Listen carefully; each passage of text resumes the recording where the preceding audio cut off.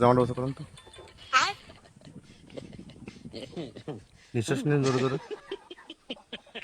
জোরে। বিড়ি খান নাকি? বিড়ি তো প্রচুর পরিমাণে খান। করেন কাকা, নেন শ্বাস নেন। আরে বাবা রে বাবা, আমি বলি বায়ু, মানে আমরা যেটা বলি পাদ, পাদ, এই পাদ আপনার কি পাদ মনে করেন, একটা শ্বাস দেখেন, এটা হলো গ্যাস পাদ। মাঝে সাথে আসছে মোটরসাইকেলে পরে আমি একটা দিছি। একটা শ্বাস মনে করেন শব্দ ছাড়া, এটা কিরকম বলেন? ওটা গন্ধ হয় বেশি। দিতেন। এটা হচ্ছে মনে করেন গন্ধ, মানে পেটে গ্যাস। গন্ধযুক্ত। হ্যাঁ, তাহলে আপনার পাদের শব্দটা কেমন? ডাব ডুবেই হয় তোরে, মানে বলেন কেমন? ঢপ করে ওঠে।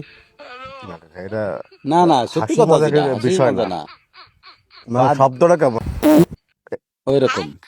এইটাই, এটা লস দেখো করা কিছু নেই। না না ওই রকমই, পাঁচ যে সময় হবে সে সময় ওরকমই। বললাম না পায়খানা আমার পুরো ক্লিয়ার, সকাল বিকেল আমি 2 বার পায়খানা করে নিয়মিত।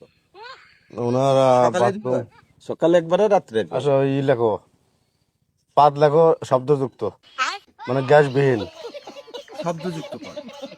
গ্যাসবিহীন। উনি 2 বার নিয়মিত বাথরুম ক্লিয়ার হয়। হ্যাঁ আল্লাহ পাদের শব্দ। হ্যাঁ শুনুন দেখো, যখন আমাদের পেটে অপরিমাণে গ্যাস চলে আসবে, তখন কিন্তু তখন পাদের পায়খানা শব্দটা, ক্লিয়ার হবে না, তখন পায়খানাও ক্লিয়ার হবে না, পাদের শব্দটাও মানে চেঞ্জ হয়ে যাবে। কেমন হবে? গ্যাসে গলাবুক জ্বলে? গলাবুক জ্বলে না। পানি প্রচুর পরিমাণে খাবেন, পানি খাই, প্রচুর খাই। বুঝতে পারছেন? তাহলে আমি বলি কাকা শুনেন, যখন আপনার নিজের থেকে বুঝতে পারবেন যে আপনার মানে টুসপাত, টুসপাত মানে হচ্ছে পেটের ভিতরে গ্যাস গ্যাস বা বাসা বাঁধে, ওই পাদের শব্দটা হয়ে আছেন, বুঝতে পারছেন? মানে এটা হলো গ্যাস, আর পেট ক্লিয়ার থাকলে এটা হলো পেট ক্লিয়ার।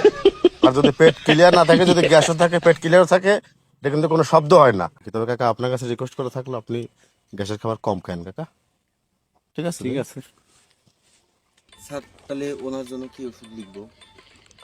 ওনার ওই আপনার ওই, লক্ষণ গ্যাসবিন পাদ টুসপাদ। না না ওনার তো গ্যাস পাত নাই তো। না গ্যাসবিন পাদ।